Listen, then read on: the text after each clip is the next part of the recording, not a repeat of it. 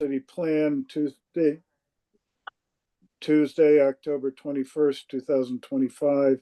This is a hybrid regular meeting with public hearings attached. And I have called the meeting to order. For a roll call, I think we have a quorum. I understand Dean is in person at the Union Street. I'm online. Kathy Warzika is online. Ella Miles is online. Is Nick Fortson there by any chance? He is not here. Okay, so we have 4 people, which is a quorum in any event. So we can proceed with somebody make an approval or a motion to approve the minutes from the September 16th meeting.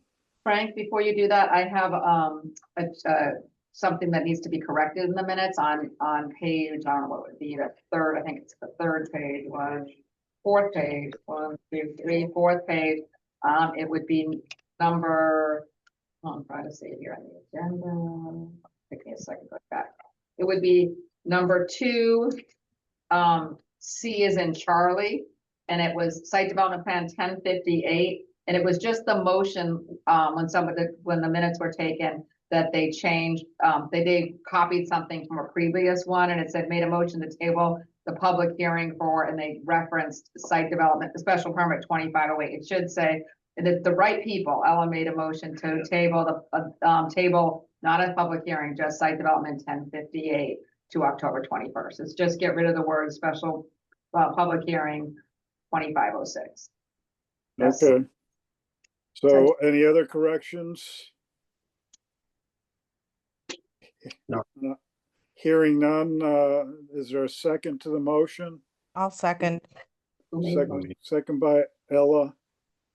I'll make the first motion. Yeah, who made the Okay. first motion? Okay, so the The all 16th. right, so Dean is making a motion, Ella's seconding it with the corrections made by Deanna. Any discussion? No. Okay, all in favor? Aye. Aye. Aye. Okay, so those minutes are then accepted as corrected. Under communications, I see a referral from Preston regarding first split requirements. Do we need to take any action on that?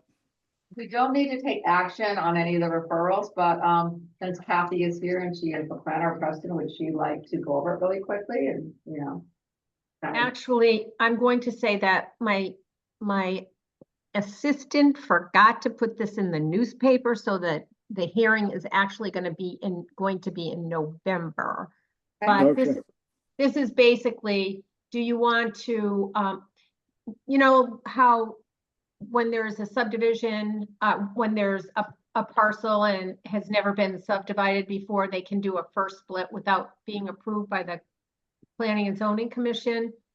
We just want people to come to us and get approval of the first split administratively, so that no one gets, no one will put a plan on the land records that is wrong and someone would buy it and it could be a problem. So we just want to review and approve the split before someone buys an illegal lot. Okay. All So right, that- so we don't have to make any No. motions regarding that. And then the other, we have one from the town of Franklin dated October 6, 2025. I'll just paraphrase it if you don't mind. So the chairman of the Planning and Zoning Commission, they're writing to inform you that the Planning and Zoning Commission is proposing text amendments to their subdivision regulation. And then there's a copy of what's changing in the subdivision. And to add some, like a second sentence, the commission may accept a fee in lieu of about open space.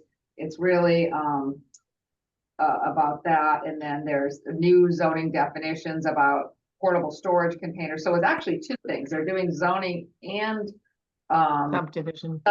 I'm sorry, it says subdivision and Franklin zoning. Yes, so it is subdivision about open space. Zoning, it looks like they're dealing with a bunch of new definitions and adding where these uses can go as special permit uses and other uses in animals.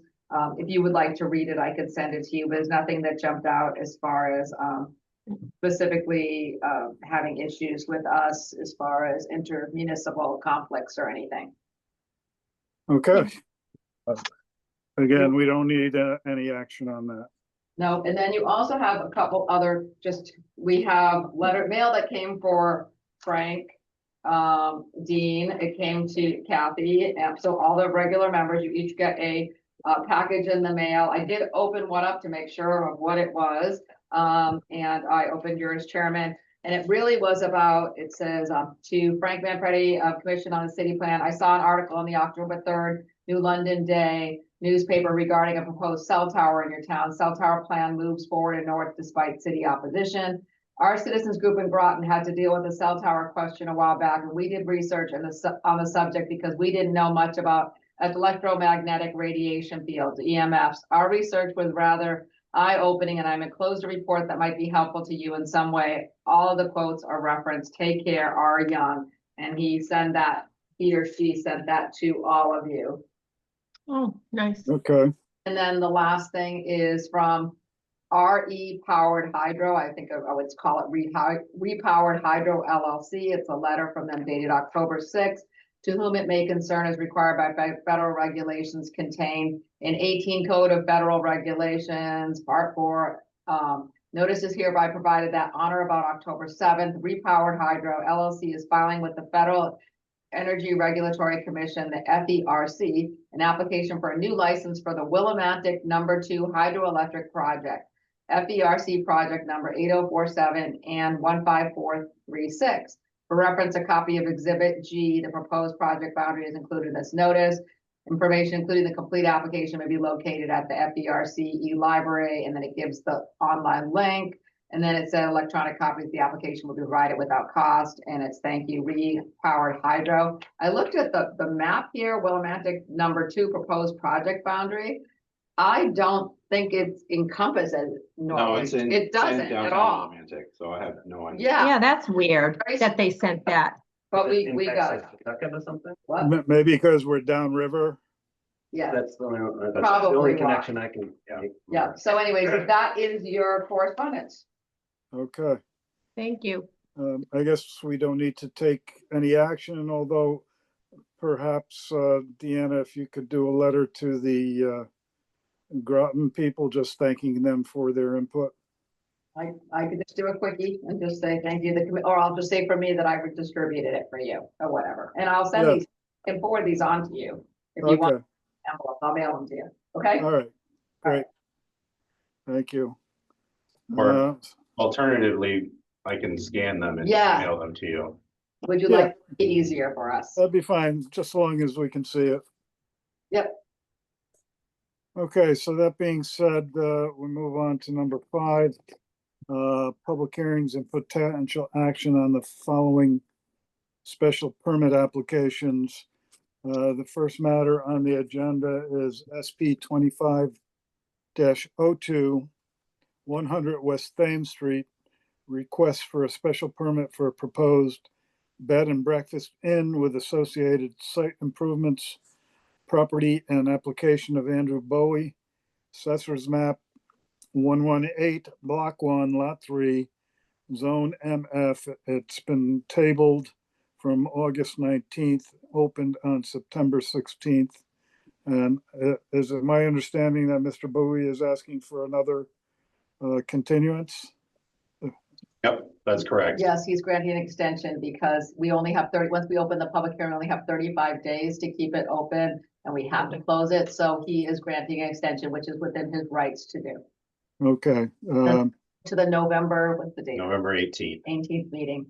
all right, so can we get a motion on that to extend this special permit application to the November 18th meeting? I'll make that I'll make, motion. oh, All right. do we make the motion to approve the extension of the 35 days? Yeah, I get, how do you think it should be done, Deanna? The applicant has a right because there's an extra 65 days that they could use for their application. So we don't really need to approve it. They just need to grant it. Because if they don't grant it, then we have to be forced to make a decision. Okay. So So- he's okay. already granted it, is that what you're saying?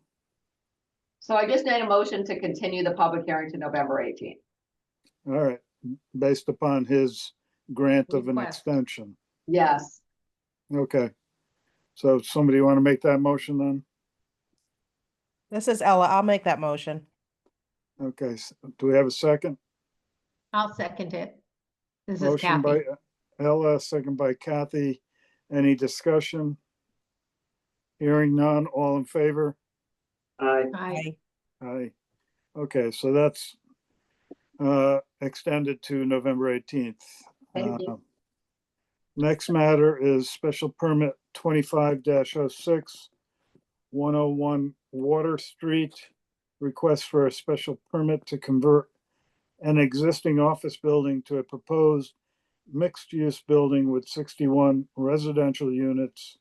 Application of Matthew H. Green Esquire, property of WW Water LLC, Assessor's Map 102, Block 6, Lot 62, Zone CC Zone /SFHA overlay.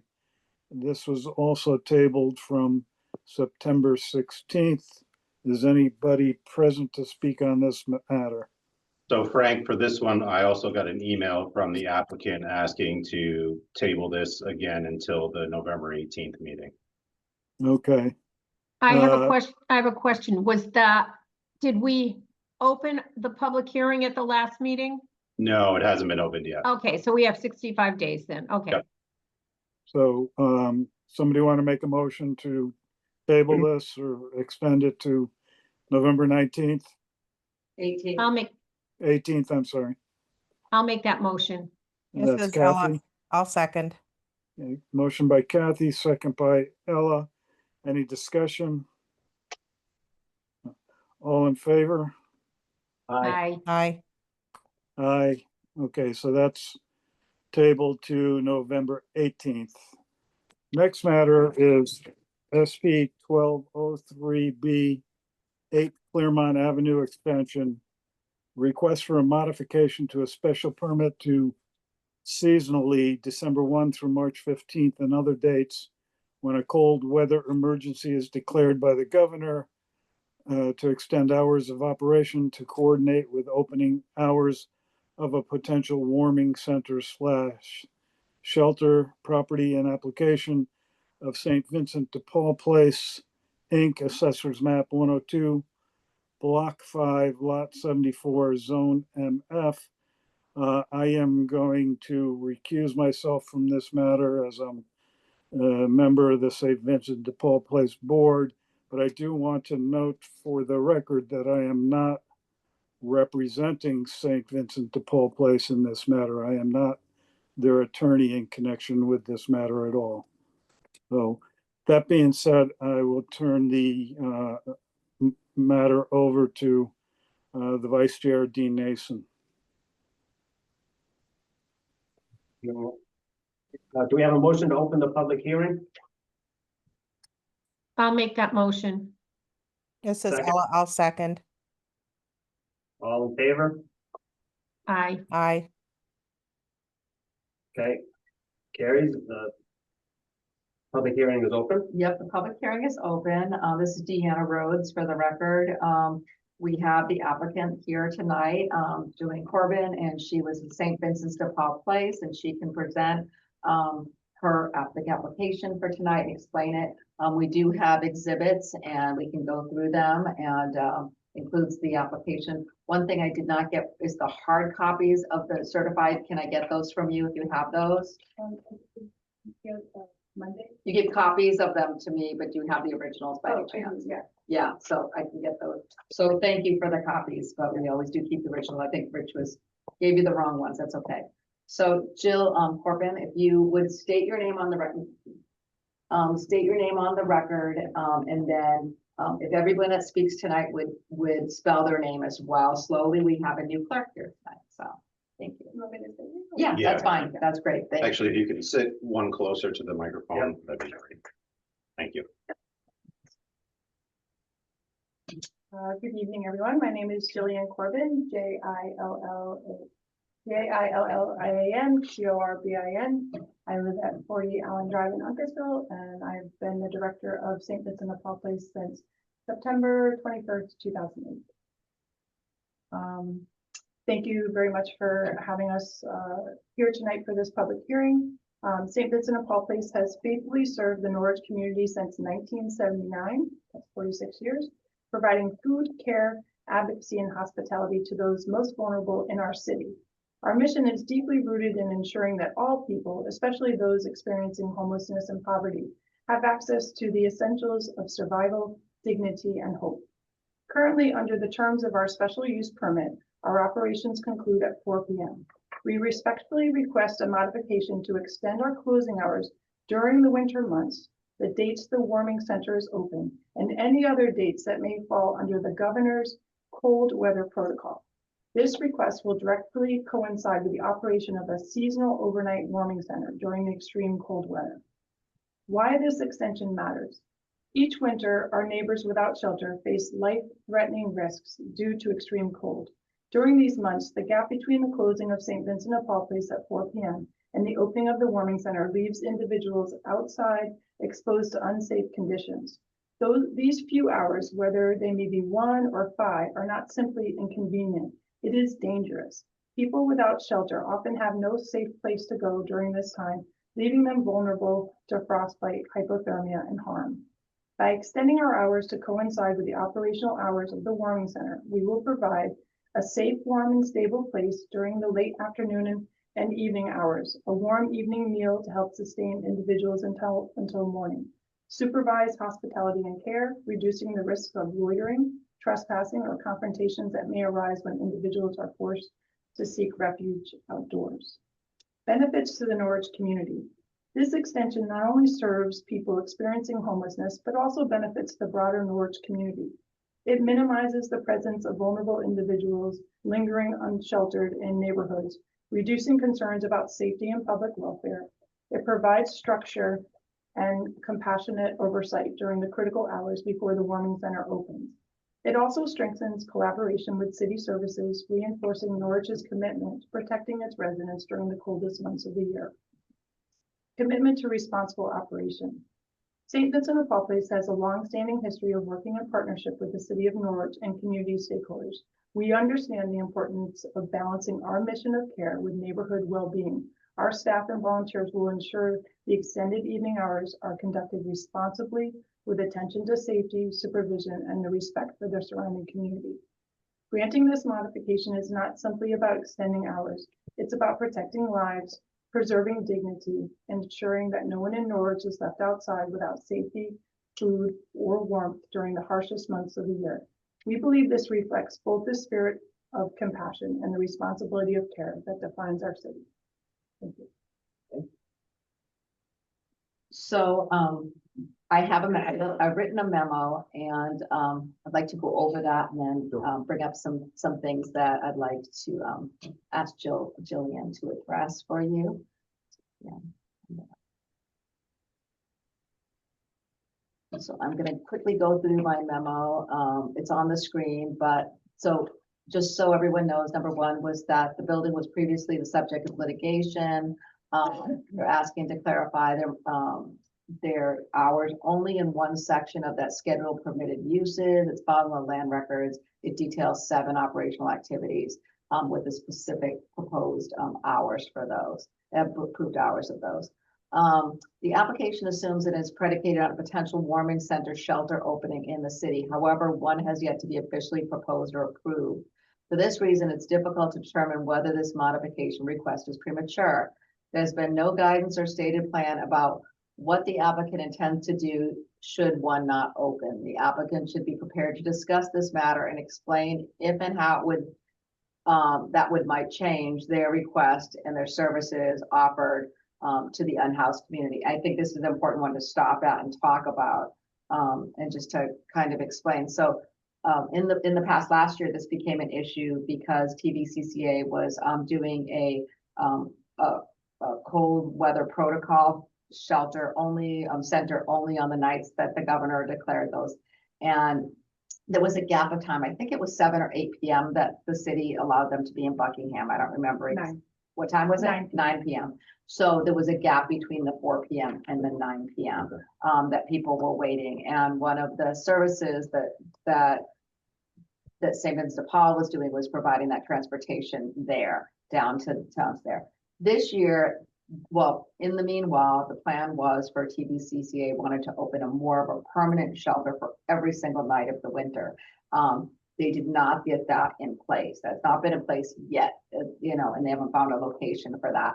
So the concern was, what if they didn't get one? Like, what if TVCCA or no one else is able to open either the cold weather protocol or the shelter in the city?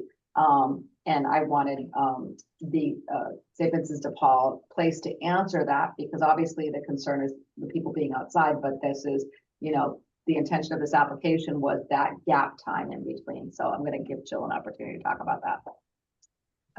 St. Vincent de Paul Place respectfully clarifies that our request is solely for the authority to extend our hours of operation and is not contingent upon TVCCA or the opening of an emergency cold weather warming center.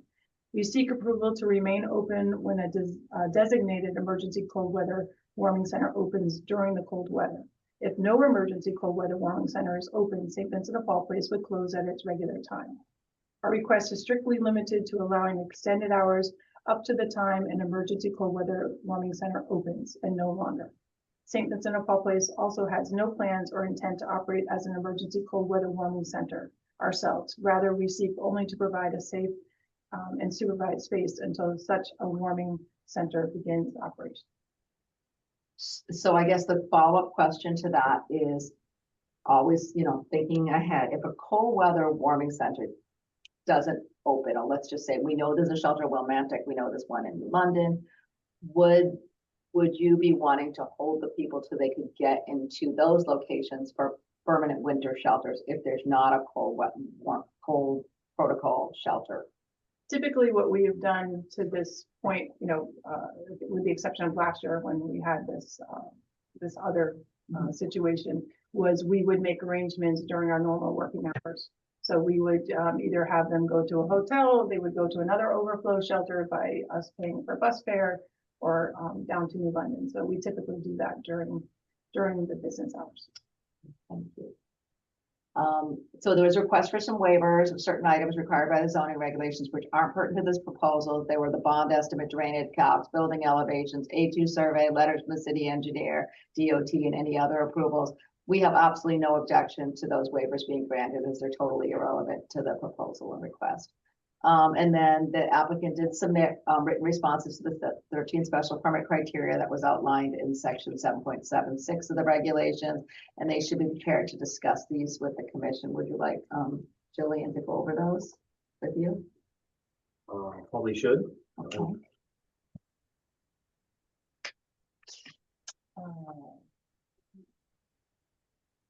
Well, the first one, I don't have the actual, or I do.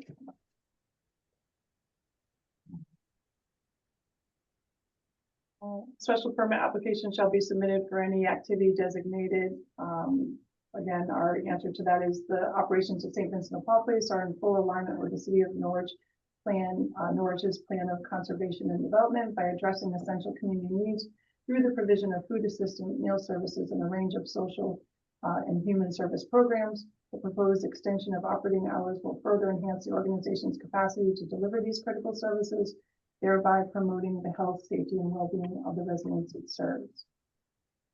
Point 2, do you want me to read? Yeah, if you just kind of, you could paraphrase. Yeah. For them. Notwithstanding the above, a special permit shall not be required for interior renovations and modifications for space within a structure previously approved by the commission.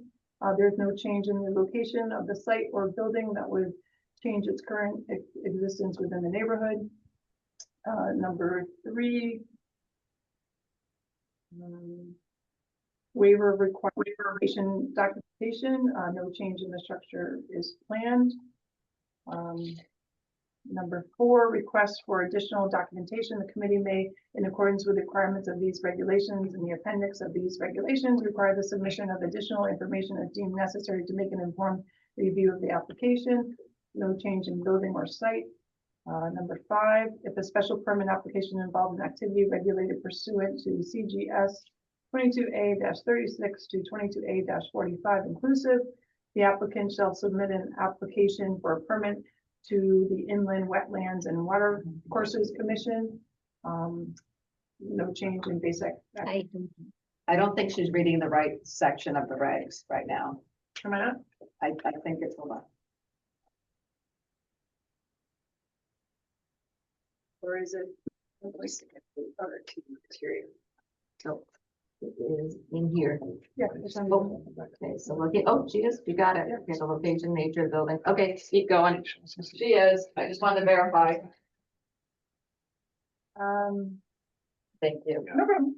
Number 6, in cases where it is proposed to convert a structure designed and built originally for other uses, the structure must be adaptable to proposed use from the point of view of public health and safety. Number 6 is 10A. 7, the design, location, and specific details of proposed use or activity must not adversely affect safety in the streets, nor unreasonably increase traffic congestion in the area, nor interfere with the pattern of vehicular circulation in such a manner as to create or worsen unsafe traffic conditions. Our answer is there should be no change in traffic conditions. Number 8, parking area or areas must be of adequate size for the particular use and be suitably screened for adjoining residential uses, and entrance and exit drives must be laid out so as to prevent traffic hazards and nuisances. But parking is adequate for current hours, and extended hours will not bring extra traffic. Number 9, streets, drives, and other rights of way must be of such size, condition, and capacity in terms of capacity, width, grade, alignment, and visibility to adequately accommodate the traffic to be generated by the particular proposed use. No change expected in traffic. 10, provision for water supply, sewage disposal, and storm water drainage must conform to accepted engineering practices. No change. 11, the proposed use or activity must provide easy accessibility for fire apparatus and police protection that must be laid out and equipped to further the provision of emergency services. No change. 12, appropriate consideration shall be given to the protection, preservation, and or enhancement of natural, scenic, historic, and unique resources, including where appropriate, the use of conservation restrictions to protect and permanently preserve natural, scenic, historic, or unique features which enhance the character and environment of the area. No change. 13, adequate provision must be made for the sustained maintenance of proposed development, structure, streets, and other improvements. No change. Thank you. Thanks for Danny. Let's see, so then we have, the applicant was forwarded to the relevant city departments for the review. Staff is waiting comments from the zoning enforcement officer, Rich Shook is here tonight, and the building official.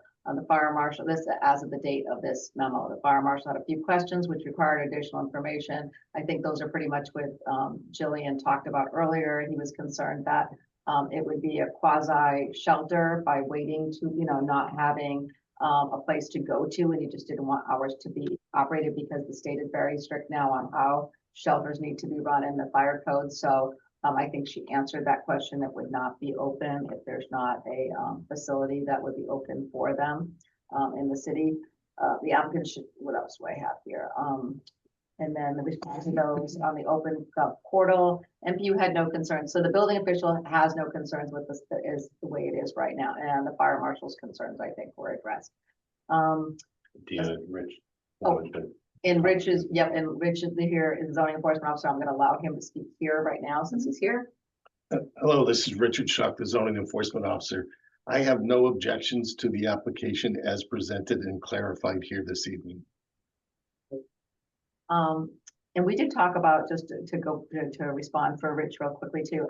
I did ask Jillian, what would the latest hours be for if there was a women's shelter that opened in the city? Was last year 9 o'clock p.m. So we're talking about extension from 4 p.m. to 9 p.m. only on those days when there's the cold weather protocol or any other emergency by the governor. And then I went down to the hard copies. I received them tonight. Thank you for the notification. Let me see. Prior to making a decision on the application, you must determine if the decision considerations are set forth in the regulations have been satisfied. Those are our traditional ones for site plans and special permits. In the site plan, a lot of those have been waived, so it's really a special permit criteria, which Jillian really went over. After the closure of the public hearing, the commission must decide on the written waiver request and state the reasons on the record. And then after addressing the waivers, the commission should discuss whether any additional specific conditions should be placed on the modification request should it be approved. This can be before a motion is made or during the discussion portion of taking a vote, as customary comments from code officials should be considered and weighed for potential inclusion.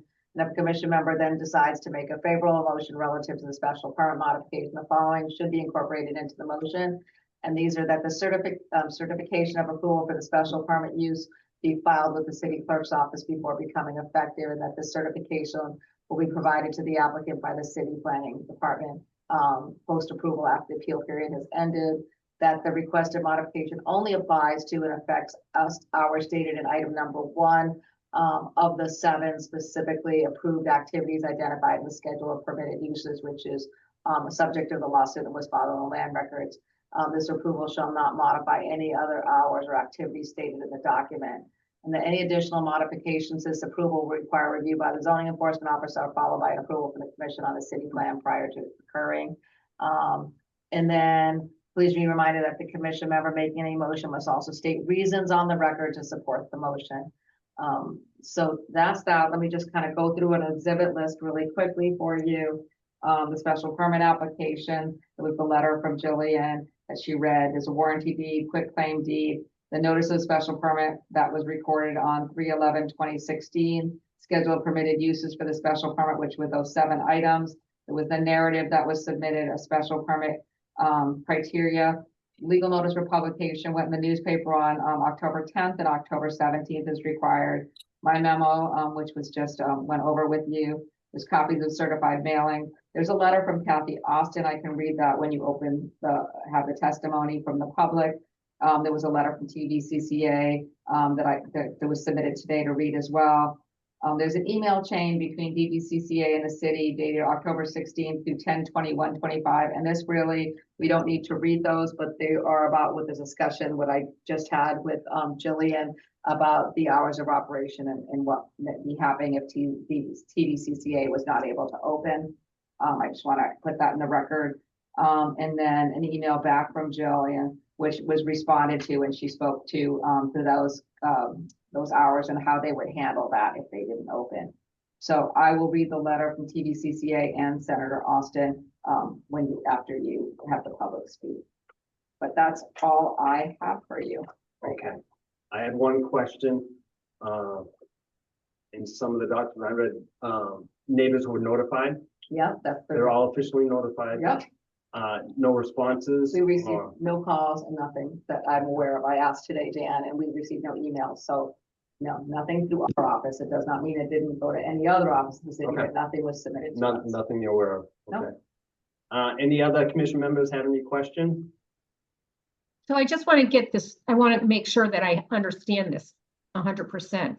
So this is going to be a facility only if there is no other facility that provides warming shelters.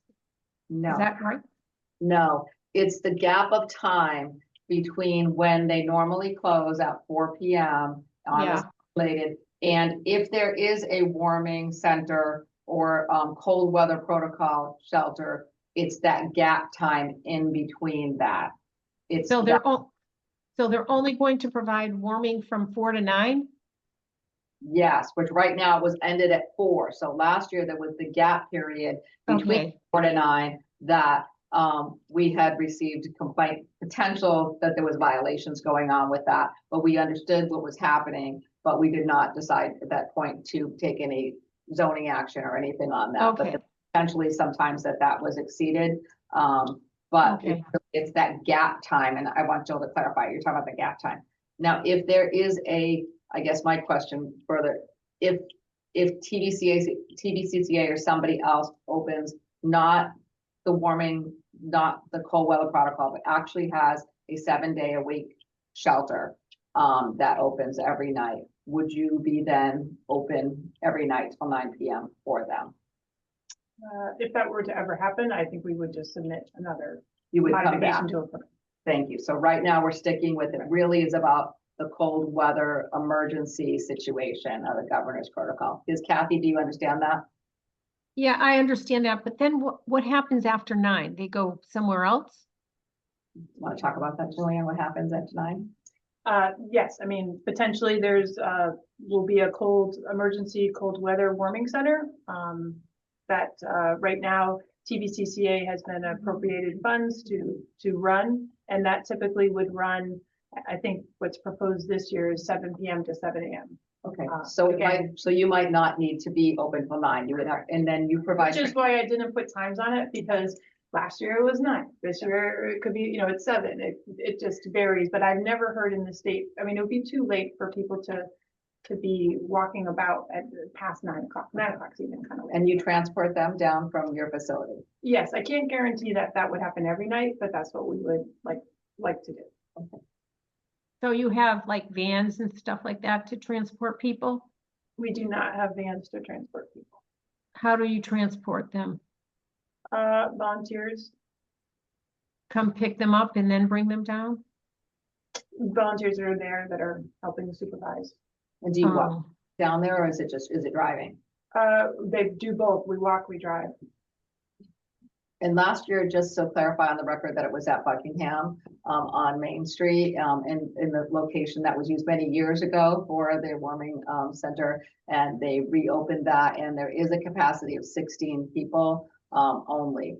And that was another reason that, TVCCA was looking for more of a, seasonal shelter, not just for, this short amount of time. And they also were looking for a location that they could have more than 16, because there, is a need. But they have not located as we know of as yet. They don't have a location in mind or set in stone. But that would have to come before the commission as a special permit too.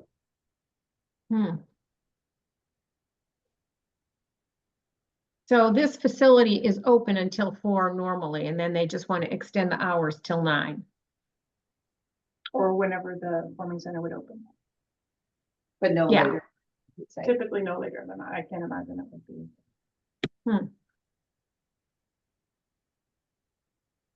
So they had to get a special exception just to open, or a special permit just to open from 4 to 9.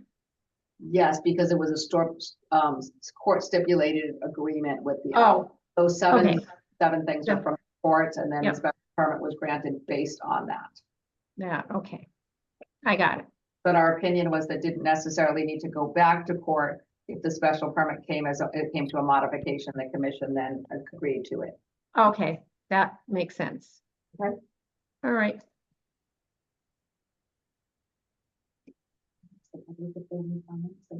Yes, I was gonna ask anybody in the public. Or is there anybody else, either online or here, would like to speak for the special permit? So why don't you come up and stand up so we can hear you, and, if you didn't mind stating your name and spelling it for the. It's Dr. Giselle Turquie, Gizelle, T as in Tom, IRCUIT. I'm here today representing NAACP, and I have a letter I'd like to read. So, okay, thank you. Support for modification of special use permit number SP-12-03-A. Dear members of the commission on the city plan. The Norwich branch of the NAACP stands in full support of St. Vincent de Paul Place's request to modify its special use permit number SP-12-03-A to extend its hours of operation from December 1st through March 15th and on other dates when the governor declares a cold weather emergency protocol from 4 p.m. until the time the warning center opens. As an organization committed to advancing equity and protecting human rights, we recognize that access to shelter and warmth is a basic necessity and a matter of justice. During the winter months, many of our unhoused neighbors are left with nowhere safe to go between the time St. Vincent de Paul Place closes at 4 p.m. and the warming center opens later in the evening. This gap creates a life-threatening situation for individuals already struggling to survive. Extending the hours of operation at St. Vincent de Paul Place will not only save lives, but will also reduce the risks of exposure, medical emergencies, and unnecessary suffering. It provides dignity, safety, and compassion to some of Norwich's most vulnerable residents, while contributing to the overall well-being of our beloved community. St. Vincent de Paul Place has a long history of working collaboratively with local partners, serving all people with fairness, respect, and empathy. Their request is both reasonable and necessary, and it aligns with the values of our city: equity, community care, and shared responsibility. We urge the Commission on the city plan to approve this modification, ensuring that every person has access to warmth and safety during Connecticut's coldest months is not only a moral obligation, but a reflection of who we are as a beloved community.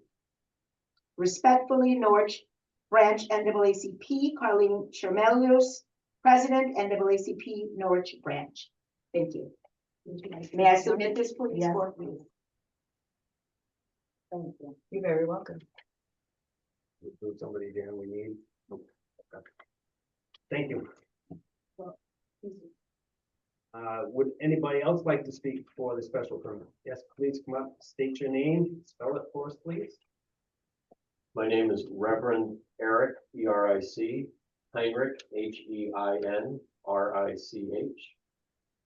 I am the pastor at St. Mark Lutheran Church at 248 Broadway here in Norwich. And I'm also a member of the Norwich Area Interfaith Association. And I have a letter that we, the Norwich Area Interfaith Association, would like to submit to you, and I will read it to you. Letter of support for modification to special use permit SP-12-03-A. Dear members of the Commission on the City Plan, on behalf of the Norwich Area Interfaith Association, we are writing in strong support of St. Vincent de Paul Place's request to modify its special use permit SP-12-03-A. The proposed modification would allow the facility to extend its hours of operation from December 1 through March 15th and on additional dates when the governor declares a cold weather emergency protocol from 4 p.m. until the time the warming center opens. As leaders representing many faith traditions in Norwich, we stand united in the belief that every person deserves safety, warmth, and dignity. During the coldest months of the year, there is a dangerous gap in services between the time St. Vincent de Paul Place closes at 4 p.m. and the time the warming center opens. This gap leaves vulnerable individuals exposed to freezing temperatures, unsafe conditions, and severe physical risk. Extending the hours of operation will allow St. Vincent de Paul Place to offer a warm, supervised environment during the evening hours, provide a nourishing meal before nightfall, and ensure a safe, structured transition to the warming center when it opens. This proposal is both compassionate and practical. It addresses an urgent community need and promotes public health and safety by reducing cold-related injuries, preventing loss of life, and minimizing the need for individuals to seek shelter outdoors or in unsafe areas. The Norwich Area Interfaith Association has long recognized St. Vincent de Paul Place as a cornerstone of care and hospitality in our community. Its missions embodies the values shared by all our faith traditions, to serve those in need and to protect the most vulnerable among us. We believe that granting this modification is not only a moral responsibility, but also a sound and necessary step to safeguard the well-being of our neighbors. We respectfully urge the Commission on the City Plan to approve this request and allow St. Vincent de Paul Place to continue its vital work of providing care, compassion, and safety for Norwich residents during the harshest months of the year. Thank you for your thoughtful consideration. Respectfully, the Norwich Area Interfaith Association.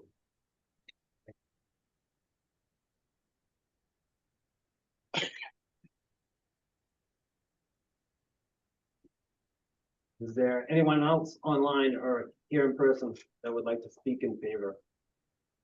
I have 2 letters to read into the record. All right, want to do it now? No, if there's no one else. The opposition afterwards. No, I'll do detail, then I can support. Second.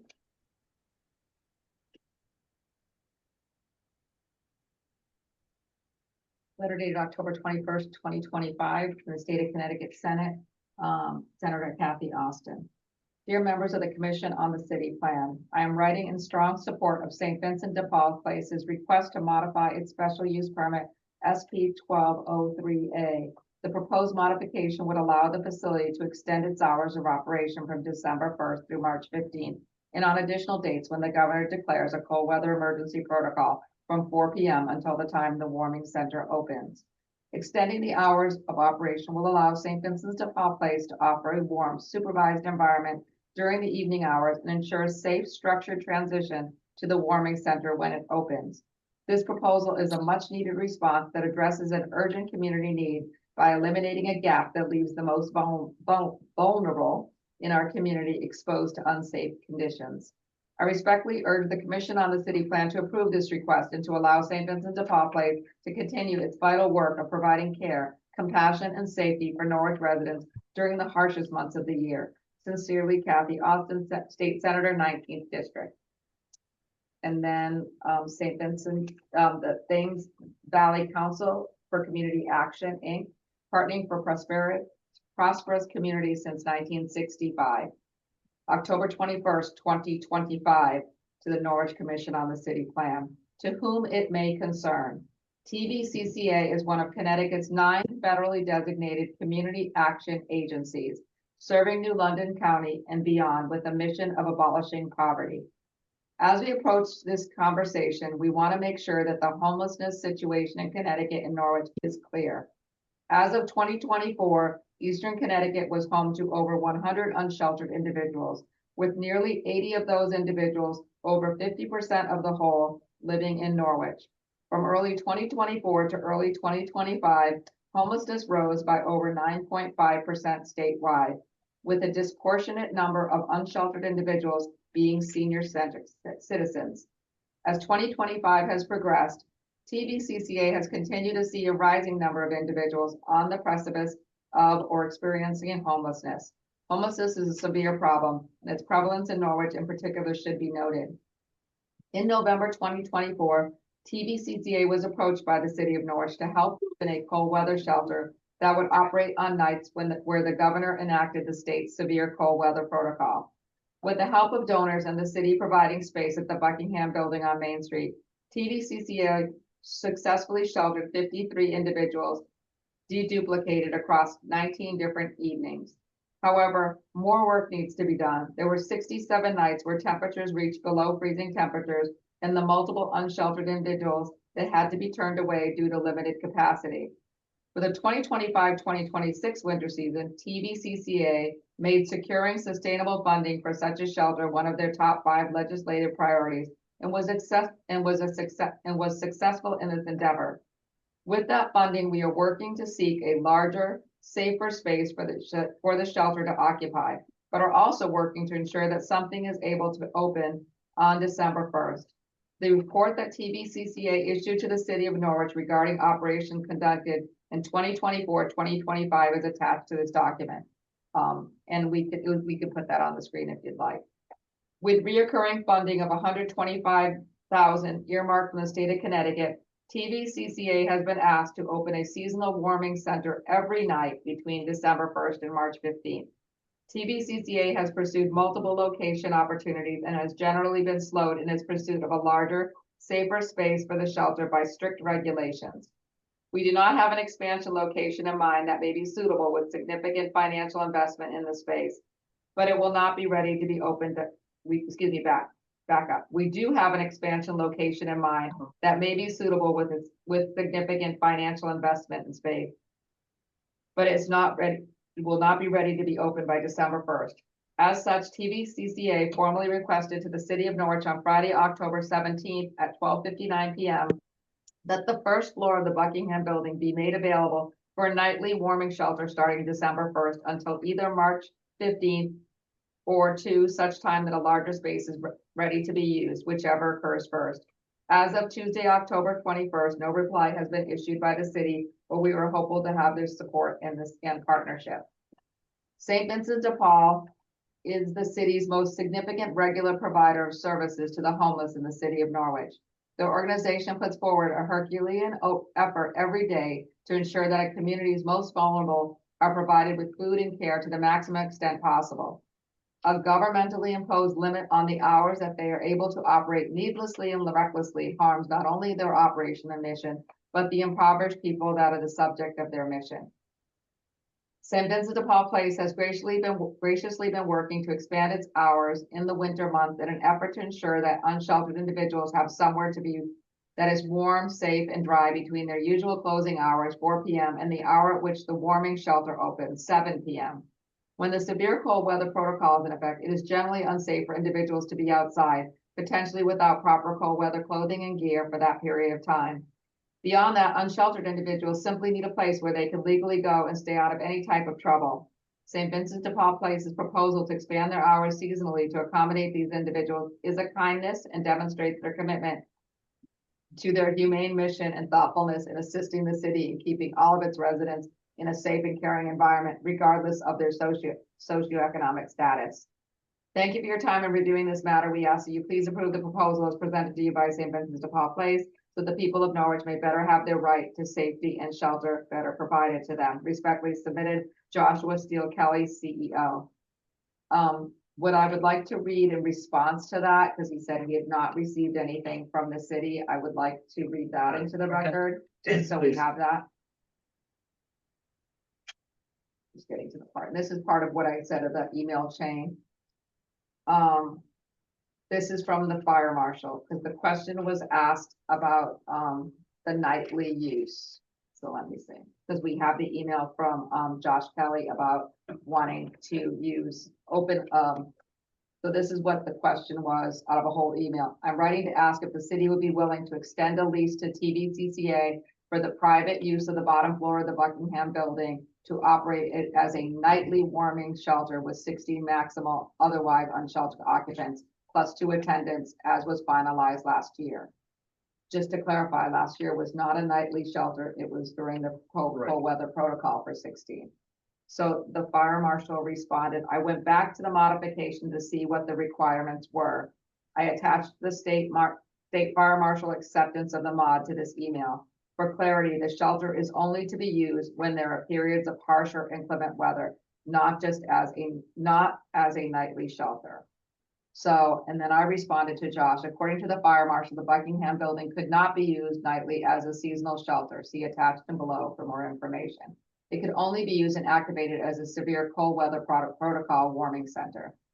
And then a bit furthermore, the city really needs to discuss and understand TVCCA's plan for establishing a seasonal shelter or severe warming center. And please understand that this unresolved matter may affect St. Vincent de Paul's application to the extent their hours, trying to coordinate their hours with yours. I don't have an issue as the director to tell you that, you know, you could approve this if you wanted to tonight, if you decide to make a motion on it.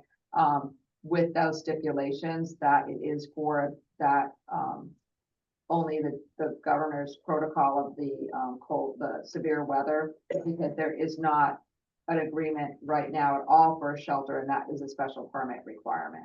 Yep.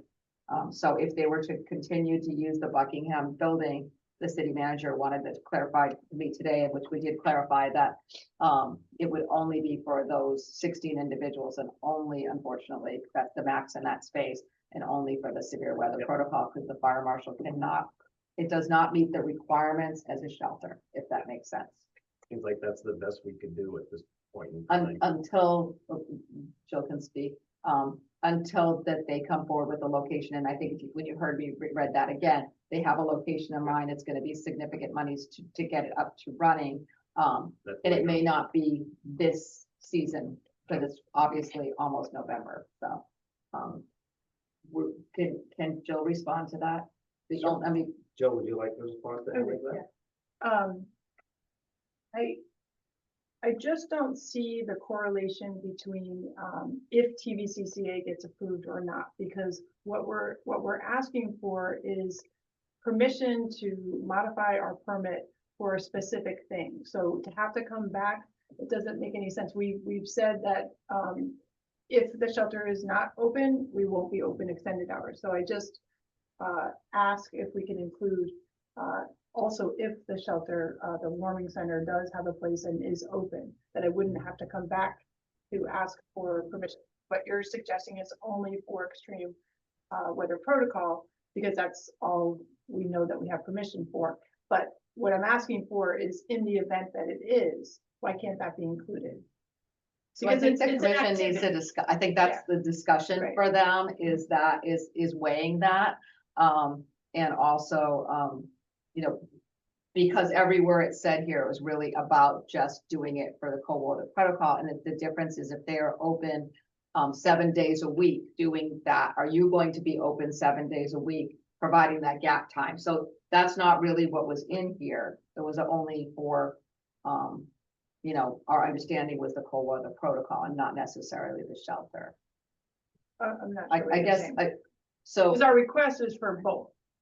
Our request is for the warming center during the time of December 1st through March 15th. okay, And if outside of that time, because sometimes, let's say there was like a cold snap on November 18th, if the governor decides that he's gonna do extreme weather, then it would include that too. So absolutely. we're including when the warming center is open, if there ever is a warming center, 2025, 2027, 2030, you know, that we would have that ability because our permit has been modified to have that. Again, to have And to I come- think that's what the commission needs to Right. talk about.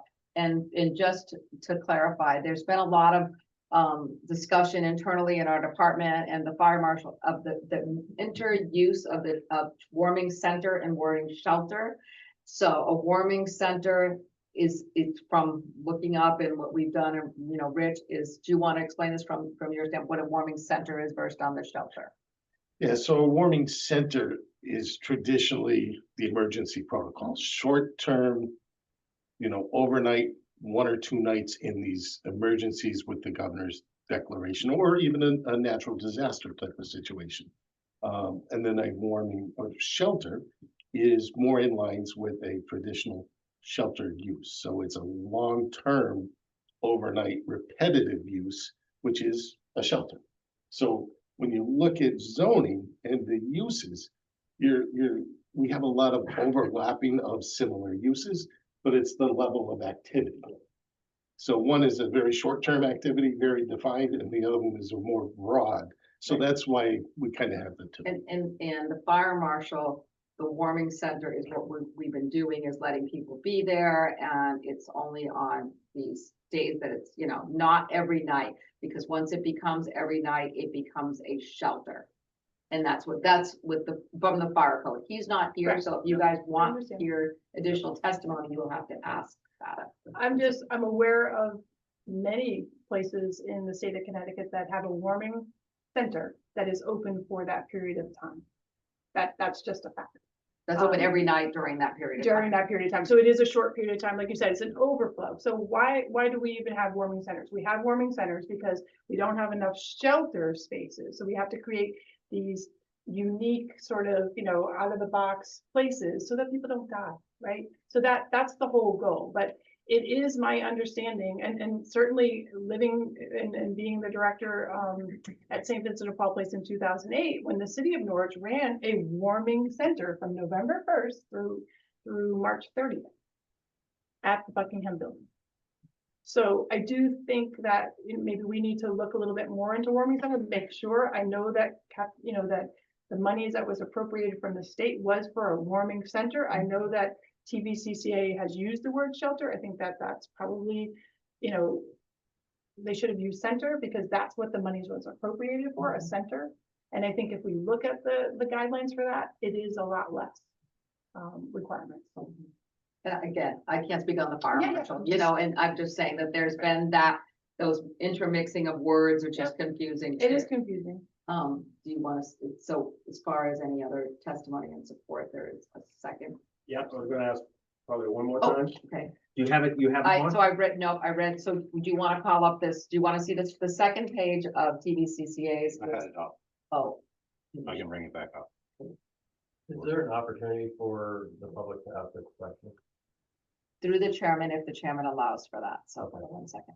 So this is what was submitted with that letter. And this was the background of statistics basically from last year's emergency cold weather shelter. And again, it says shelter, and this is language thing, a wordsmithing that goes on with the fire marshals because of their codes. I guess some brand new codes came into effect, which is triggering all these kind of things. So again, the fire marshal's not here this evening. But he was okay with the cold weather protocol openings only and is working out with that, but not necessary. He was very concerned that if it didn't open, that St. Vincent de Paul would become a quasi shelter because you'd still want to stay open till at least 9 p.m. But we are saying that we wouldn't. Yeah, but no, this is where all kind of, he's not here, so it's hard for me to speak on that. So. Okay. All right. I'll allow a question. Right, please come up, state your name again. Absolutely. Reverend Eric Heinrich. Can you give me a spell it again? Okay. My question is Directed towards who? It has to go through you and then you can All direct right, it. directed towards me and I'll ask what absolutely. I think is best. So I don't understand why the fire marshals has any input in changing in the request that St. Vincent de Paul has. Because their request is if a facility exists that complies with all the fire marshals and all the things, all the requirements, better than the things, all the requirements. So the facility yet to be identified, if one happens this year or next year or whatever, by approving this, that this doesn't impact the fire marshal. The fire marshal shouldn't have say if St. Vincent de Paul, in my understanding, unless I'm missing something, Okay. why they can't stay open a few extra hours. Okay. If I think I understand this question. super. Thank you. I think you need to restate the fire marshal's concern that it was gonna morph into something Yes, they're saying because it's of not going to be. yes, it was because of, if it's really where are they going after? Because we talked about, there's the hours we open as really is that in between time. So his concern, again, he's not here, I'm speaking sort of on behalf of him without his right to ask me to, but it was from my understanding of speaking with him and reading emails and stuff, is if for some reason we don't get a shelter up and running or a warming center, even that cold weather protocol, which we didn't have one in the city for many years. So if that for some reason doesn't work out because it just doesn't work out this year, he's concerned with the additional hours. Yep. Even though you're saying that, I'm just saying this is his concern, is it becomes sort of I'm gonna use the word myself, quasi shelter, because we don't, you're gonna want to house them, which, keep them in your place there. And are they going to be kept? Because now somewhat to happen last year, which we were aware that there was that gap of time and they were staying, that St. Vincent de Paul was staying open later and having them the homeless stay with you until they could get transferred to the warming center. We didn't do anything about it, and I'm not calling you on the table about it. I'm just saying we were made aware of that happening. And I think he's concerned that that's going to continue again, but now it would be even later potentially and be a regular replacement if we don't have a shelter in place. I guess that's what his concern is, because the fire codes are so different now. My understanding of the codes about what is considered a shelter and what isn't. And he doesn't feel that you don't meet the shelter requirements. I'm gonna say that based on what he said to me. Okay. Okay, may I answer? Go ahead. So last year, as Deanna said, was the first year in many years, I forget how many, but many years, almost a decade, that we actually even had something open overnight. So all those years that we didn't have anything open overnight, we never stayed open past the regular hours. So I think that is not even an acceptable, defense or concern, because we complied. We understand that what we're doing and where we're doing it is a privilege to do that.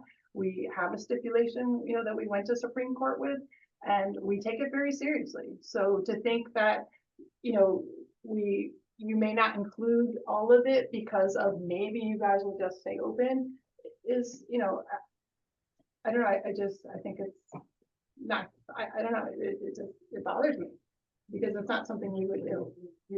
Again, he's not here to. I understand. So I I think think But you're dealing with what Okay. ifs. Right. Yeah. That's, Public, yeah. No. I think the commission member's gonna have to make that decision. Yes. So, I just hope that our reputation, you know, shows that we do comply. I think your reputation is well documented with the commission members, and then they'll have to make their decision. I think we'll go to, anybody in opposition. If there's anybody in opposition to the special permit, either online or here, please speak up. One more time, anybody in opposition, either online or here? Hearing none, commission members, any final questions? So I just want to get this clear in my mind, okay? I'm sorry, I'm a little, so their application is for a warming center that meets the emergency protocol for the state of Connecticut. And that No. is just for hours from 4 to 9. Is that correct? Kathy, I'm gonna read what the actual request is, Leo. Request for a modification to a special permit to seasonally December 1st through March 15th and other, Right. when a cold weather emergency is declared, extend their hours of operation of St. Vincent's de Paul to coordinate with the opening hours of potential warming center shelter. That was the request. Okay. To coordinate with the opening hours of a potential warming center. Okay, so that, it doesn't state hours then. No, because they don't know what, it could be. They are, Thinking- okay, It's probably best guess, it's 4 to 9 based on prior okay, past years. There's okay. nothing set up this year, so it probably would not be later than 4 to 9. It'll probably be Okay, that's 4 to fine. 9 at the latest. All right. Okay, I'm ready to make a motion. Okay. Don't first motion, well, you have to. I know, Public We have hearing, oh, don't forget there's waivers too. yeah. Yeah, So wait, first, well, Well, first. first, I would like to make a motion to waive the, Wait a minute. hold up, Kathy, please. You- okay. The public hearing is still open right now. Oh, it is, okay. Yeah, Sorry, I thought we closed it. You have to, is there any more questions of any of us? Because once you close the public hearing, you really Okay, can't Commission get members, any more questions? information from the public or from the applicant or really from us, except for procedural things we can help you with.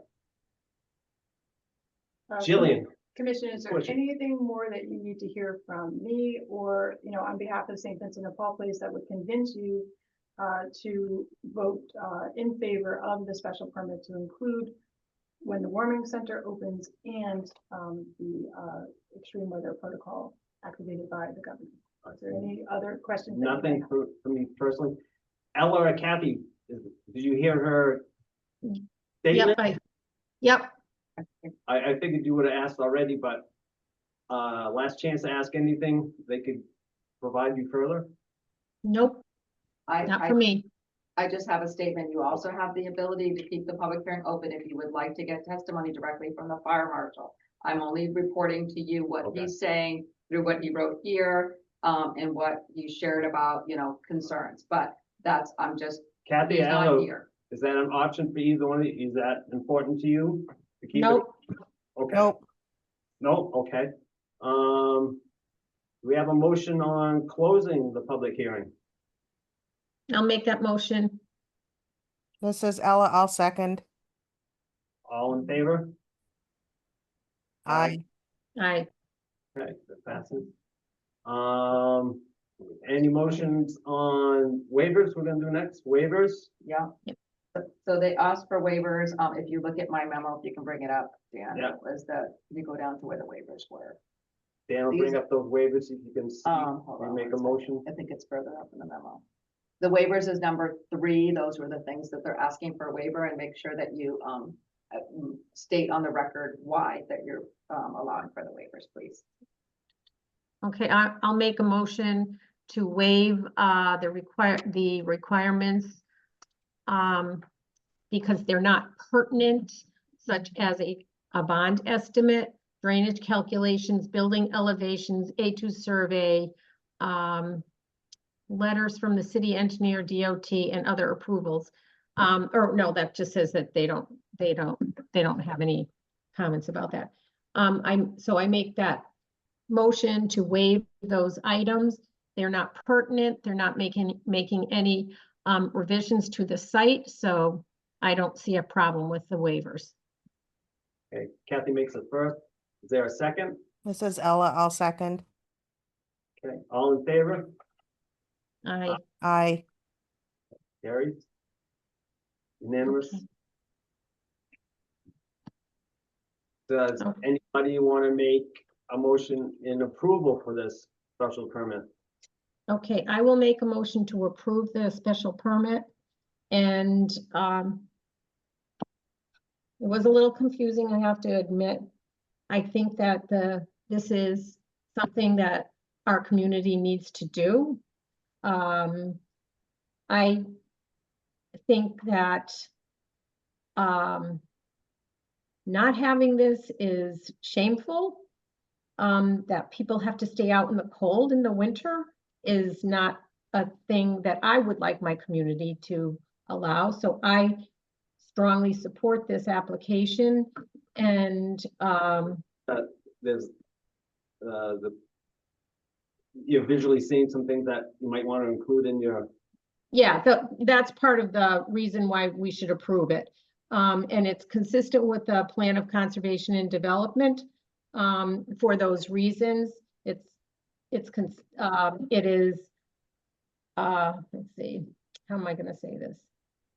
It's something that is warranted and needed in our community. So that's it. It provides urgent care for people who don't have, who are homeless. And so that's my reason for making a motion to approve this. And I would like to say, with regard to the fire marshal, really, whether we approve this or reject this or whatever, the fire marshal really has, they have to comply with all of the requirements of the fire marshal, and that they can deal with that separately. So we would approve the special exception for extending the hours. They need to deal with the fire marshal if they have any additional concerns for the applicant to meet. Does that make sense? I just, from a procedural standpoint, there were conditions that were standard conditions that were noted on the memo in number 8. Those were standard conditions. Yeah. I'll include those in my motion. Great. It's hard Okay. because I don't have this in front of me. It's on the screen. it's on the screen. Yeah. if you see it. Yeah, I see it now. Yeah. All right, Kathy's, is there a second? This is Ella, I'll second. All in favor? Aye, Aye. Aye. thank you. Unanimous? Motion passes. Thank you all, Thank you very much. Thank you. Thank you. appreciate it. Is that right? We're all good? Yeah, Frank, thank you. Yeah. All right, Frank, you're up. Okay, thank you, Dean. Thanks for doing that. Thanks, everybody, for dealing with that matter. And we'll move on to the next item on the agenda, which is number 6, potential action on the following site plan application, SDP 1058, 138 to 142 and 146 Main Street. Site plan review for a proposed mixed-use development consisting of 20 apartments and 3,992 square feet of ground floor commercial tenant space.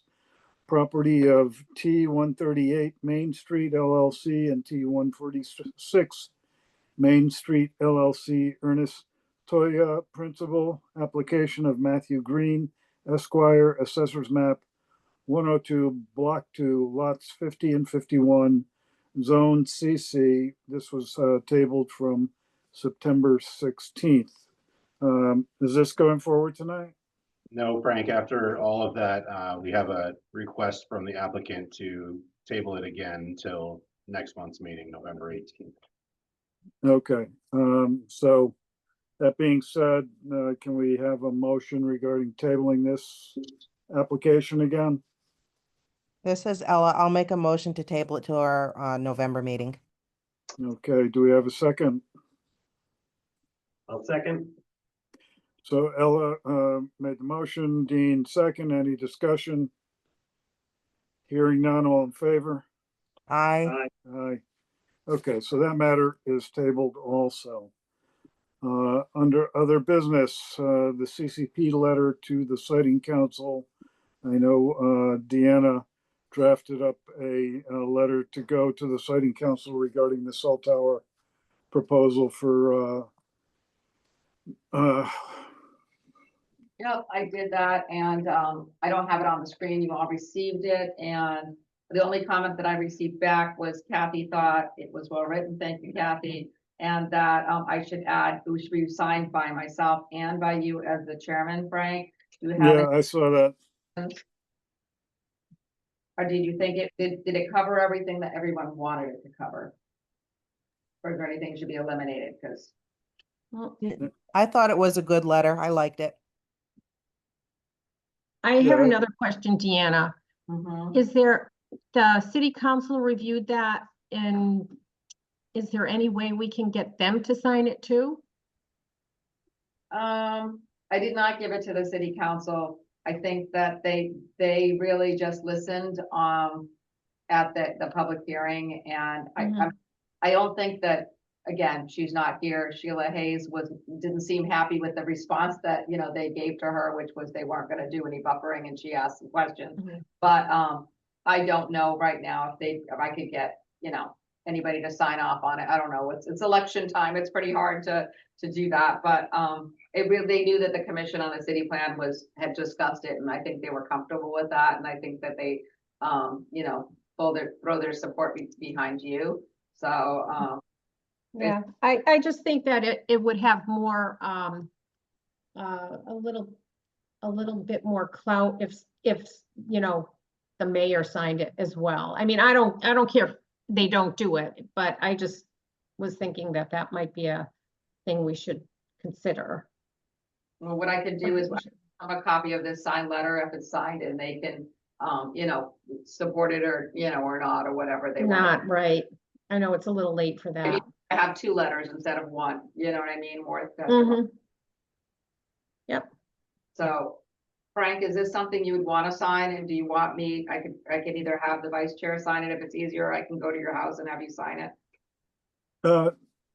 No, I mean, Dean can sign it for the commission if you have it there ready to go. Oh, no, I don't have it ready to go, so I can get it to you if you want. But I mean, you can sign it for me. You can put my name on as a signatory, and you can sign for me. Are you sure? I'd rather have you sign it directly. Okay. I guess sign people's name. I can, If you want to with you.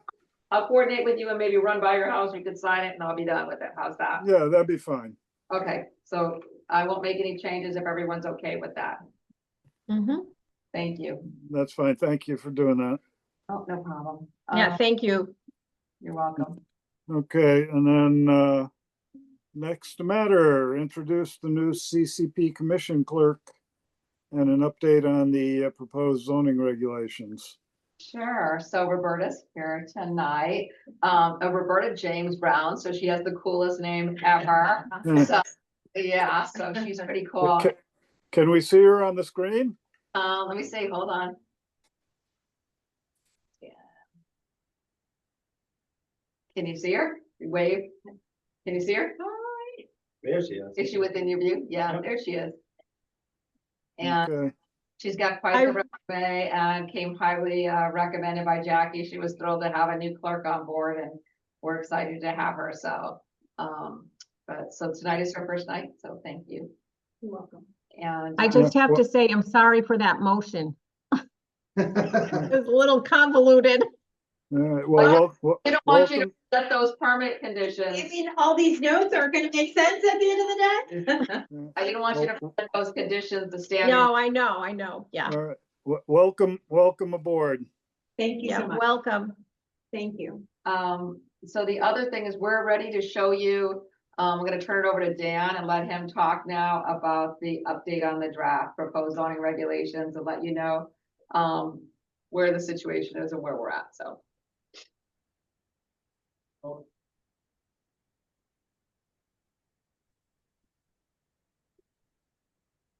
Can you see the screen? I Yes. think they can.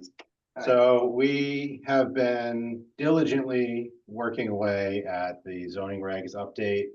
We started, I believe, last July, really. We were supposed to be done by this July, and we've got an extension through the end of the year. We had a minuscule budget, and we had just the staff time of between Deanna, Rich, and I, and not to, certainly not bragging here, but it's really been mostly my time in this lately. And we are very busy with a number of applications, whether or not they're repeatedly tabled here or not. We're still working with the applicants Takes constantly. So I just have a quick PowerPoint informational that we put together that will show what we're really working on, the goals. That we updated the outline, and there's some major-ish revisions and some new additions. Our main goal was to make the regs more user-friendly, to reorganize them and make them a little more predictable, to eliminate conflicts and inconsistencies, to ensure that we were in requirements with state statutes, and to advance the goals of the POCD, and also to make the three of our lives easier, especially Rich in his day-to-day enforcement of the regulations. In that order, we did reduce the chapters from 9 to 7, which is a pretty good accomplishment in and of itself. Some of the highlights of major revisions, we updated and modernized a lot of terms related to signage and lighting. We made sure things were aligned with new state statutes that either apply directly or indirectly to Norwich. We added a bunch of new terms and definitions, a lot of new agriculture and animal related terms and regulations. We got rid of some zoning districts that the council never really put in place the last time the zoning regs were redone. And we renamed some districts. Planned commercial is now regional commercial. We took the recreation and open space district, and now we're going to have a municipally zoned area that's going to show all of your parks and city assets.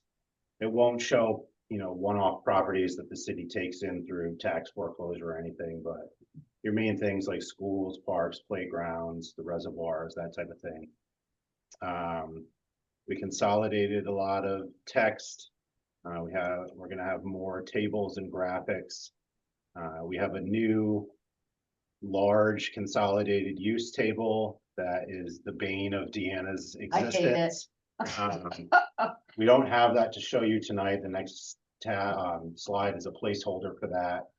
It's still kind of a mess, but it's going to have all the permitted uses by zone. And it also has a separate table that deals with accessory uses.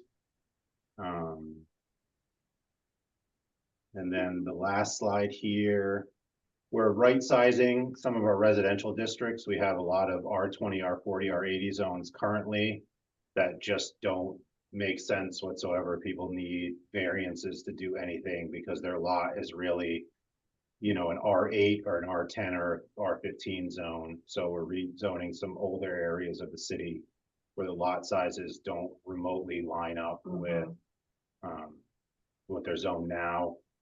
We're going to have a placeholder for the Norwich State Hospital area. We're adding a medical mixed use overlay around Bacchus Hospital that would allow for more intensive development with offices and some aging in place housing so people can live upstairs from where they're going to have medical treatment and like we are signing on, I don't know, did that happen? Yeah, Monday but night? it happened. So Monday night, the city signed on. Oh, we mean, yet today. I don't know if it happened last night here, but that. Or it's forthcoming, the CMDA zone to allow for housing growth within the Chelsea Central District because it's within a half mile or so of the intermodal garage. So that will unlock new funding opportunities and assistance for developers that are going to build in that area.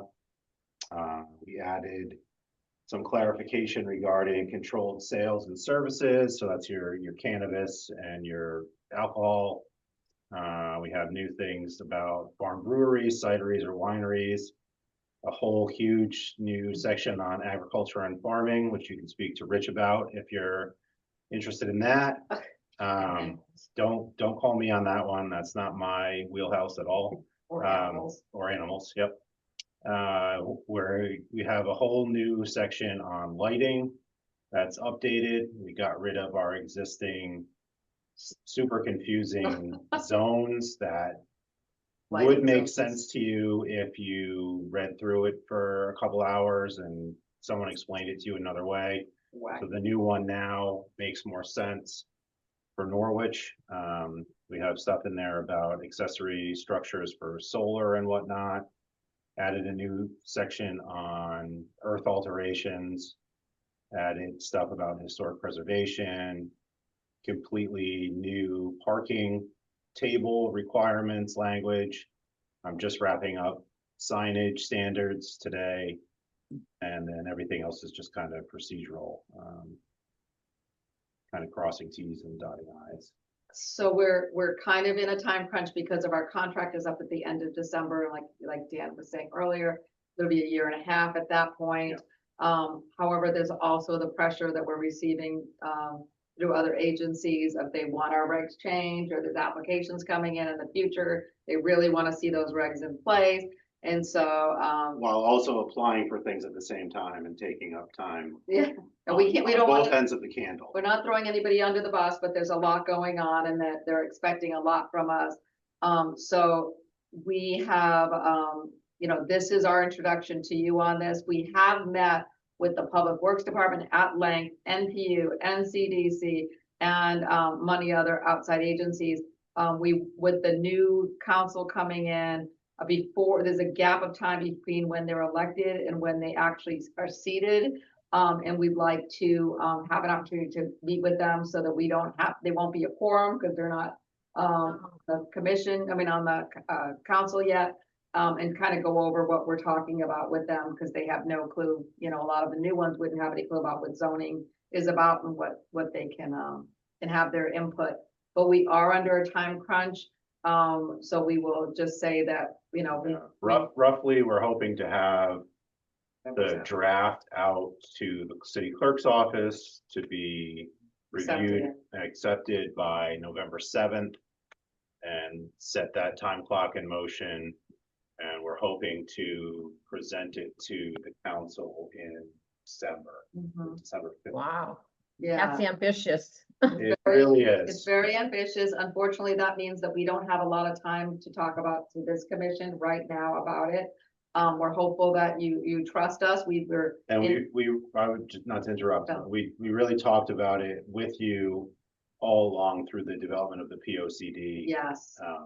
Most of what have done outside of formatting and reorganization reflects the POCD. And we keep going back to that. Like there's some things that we wanted to do. We actually stopped ourselves and said, did we discuss that in the POCD? And we didn't. And so we're like, we're not going to do that. Yeah. So we really are being conscious of, enacting the things that were in the POCD. So we may have one public meeting, an informational before, it's probably after we actually submit it to the clerk's office, but it's before the council, because there is time that we have to refer these out to other agencies. We've already sent a draft to Diane Ivkovic for the special flood hazard area. So they had thrown back a lot of stuff they would like to see added in, but they're not things that need to be added in. And we thought that standards were much too strict for us because we're probably one of the few communities that is we're in the CRS program, we're, the community rating system, and there's not very many in the whole state of Connecticut, a handful of us that are very stringent with how we treat special flood hazard areas. And we're not going to make our regulations even harder for people or for ourselves. So, we checked with them and said, we're pulling back some of the stuff that they wanted us to add in. Deanna, Yep.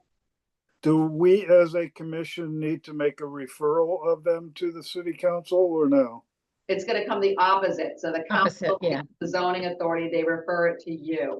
So you'll have an opportunity to. So after they see it, they're going to refer it back to us? Yep. Okay. And then So we have to. it doesn't need to be approved in December, right? That's the That's our goal. Oh, Our goal is That's a that big goal. because of our consultant contract, and we're not sure that they will extend it because the planner we've been working with for the last year and a half literally left October 10th. So I don't know, she's another planner, but I would say she's kind of his assistant, who's really done all the formatting for us, and that is really not the go-to person. So someone else would be taking over. It's a little confused. We'd rather wrap it up at this point. And because the pressure we're receiving from the outside of, we need these regs on, we want, we need to move it on for other projects coming up. So there's a lot of outside pressure, Kathy. So the regs are going to be, we feel like we've done, especially Dan, a really good job at, excellent regulation. So. could you send me a set of Trust them? us, but you're gonna have to trust us. So Can you send me a set? they're not ready yet. We're literally still drafting. We'll be drafting probably right as Oh, we submit. I don't know if you've heard about this thing called the Halloween strut, but that's coming. Oh, stop. It's just a really busy time of the year. But I will send you a set when we send them to the clerk. okay, thank you. And you're gonna get a referral anyways, Yeah. based on, the Preston community. So, Yeah, I mean, I would like to see what you're doing just because we've got to do the same thing, which It's- I'm not looking forward not to. enough money from the city council in our budget to do this. And, $30,000 to do, zoning regulations is a drop in the bucket. We've done a lot of work in house. And I felt a lot of pressure from the consultant. Dan thinks I'm crazy, but I felt that they were like going, get this done. We want this done. Because they don't want to work with us for a year and a half on this when they're only getting a $30,000 fee. But Yeah, we just didn't have all the time. We just had to say, no, we literally cannot work with you right now. You need to respect that we are two of us and all the other things going on, so. It's been very, as a small staff, for a city to have two people compared to like Groton and other communities, I'm not complaining, but like when you have like all different, like 9 planners in, town of Groton, it's kind of crazy. yeah, no, it's true. So, But thank you. So we're doing our best. We wanted to loop you in much more during this, process, but we just didn't have time. That would even delay us even further. So that's where we're at. Okay, Mark Brantz will be looking at it for us, but he's not gonna look at like every little thing, like he doesn't care about the use. He just wants to make sure that the things that we're doing are not, are legal as far as like nonconformities and any changes, in the statute and stuff. So he'll be doing a review for us to make sure that they're legally sound. that's good. and from what you said, it's going to the city council and then they refer it back to us? Yeah, so after it goes to the clerk, we wanted to go to the council. What meeting was it? For them to refer it back to you. We have a timeline, Frank. It'll be probably at your next month's meeting, Next month's at the meeting, meeting that all these things got moved to. It'll be the referral will be next month on that, so that they can act on it in December. Okay, But if you want to do a special meeting just to talk about that, we could work with you potentially on just doing a zoning referral meeting, that we only talk about that instead of applications. That might be a good thing to do, just because I think this is such a big thing. And we're gonna have actually a lot of stuff on the agenda next month. We got 3 applications Plus- right now, plus, More coming. oh my God, yes, plus more coming. So yeah, we probably Yeah. have to figure a special meeting date. Do we want to do that now? We could, Oh, it's such a busy time of the year. Do we want to Are look we at, gonna try to do it in the evening or during the day or? that's up to you that's up to guys. you, We could do it could we do it in the afternoon? Because it's not anything we have to take action on. We just want to review it. Well, you have to take action to respond to the referral, Oh, okay. But it's I not- mean, it doesn't it's need, not a it- Yeah, public, but it's favorable. yeah, it's not a Yeah. public thing. Yeah. So, yeah, um, like if we could do it like at 3 o'clock on a weekday, that would be good for me because I'm not working. so how about so let's look at this. The council, okay, we're submitting on the 7th. The council's meeting their meeting is the 17th, where they would refer it to you, and we were gonna refer it on the 17th and have you discuss it on the 18th, but it doesn't matter. We can do it later that week. The next week is Thanksgiving week, which makes it a little bad if people are traveling, but if you're not. I So don't when really do we have to get the review to the city council by? there, For their December 15th meeting. December 15th. So I think the key for me would be to get a copy of the draft well before we're gonna be discussing it. yeah. Right. So no, once we file it with the clerk's office We'll send it to the commission on the 7th of November. of November. Oh, okay. All right, so Even before- sometime, You'll get it so you can look at it before it gets referred. The council's not really gonna refer it to you again until the 17th of November. So But if you'll have it 10 days prior. do we wanna all do right, something the first week of December, right now, Monday, Tuesday, the first, second, third? And just Roberta, just so you know, if it's during the day, you don't have to do it, we'll just do it. So the minutes. So, first, second, or third is a Monday, Tuesday, or Wednesday. Right now, I'm wide open those days. Do you guys have anything that we could do in the afternoon, one of those days? I can, you want to look at it first, Frank? Well, that'll be a month. I'll have it for a month at that yeah, point. we'll have had it by then. The Then, sec- right, November 7th, we're gonna email it to you, or maybe. yeah, So you'll have a Second month, or third should be okay. December 3rd, December 3rd. Yeah. at what time? I'd prefer the second if that's Oh, possible. second, so Tuesday, December 2nd, Yeah, that would be okay with me. at what time could you guys do anything? Kathy, what's your availability? How about 3 o'clock? Is that okay with everybody else? I mean, it's not about me. No, but we wanna have a quorum, So, we need a quorum. Right. But you want to have everybody's input too. Yeah, but in theory, we just need a quorum, but yes, it would be nice to have everyone's input. Yeah, I work until 5, so I wouldn't So be you able want- to do an afternoon. Why don't we do it 5:30? Would that be good for you, Ella? Yeah, 5:30 would work. Could you do 5:30? So we have Dean as a 5:30, we have Ella, and we have Kathy. Frank, are you available on Tuesday the 2nd at 5:30? Yeah, All right, so we'll do a special meeting. Roberta, you don't have to do that one. We'll do it, Danny. We'll do the minutes. All right, so we'll put that down on our calendar. All right, and we'll also send you, we didn't print it out, that we had to file with the clerk. They make us file the meeting schedule for next year. We've already did that. And we'll give it to you for next year. So they've clarified Yeah, I think we did move things to a Wednesday to accommodate you. to accommodate you. So we didn't. All move right, it midnight. thank you. Yep, so we did some of that. Just so you know, we've got pushback in the last couple years of, we always wanted it voted on by the commission, because I think it's your calendar and you should vote on it. And the clerks fights us on that in the past about, Why? because they feel like it's a matter of like, basically we set the calendar and that's how it is. They don't think that, I've gone around and around with this since I started here almost 10 years ago, saying, no, the commission needs to approve it. And they're like, no, they don't. We Yeah, always approve it in the Preston. clerk doesn't set our meetings, we set them. I know, That's right. so Frank, you're right.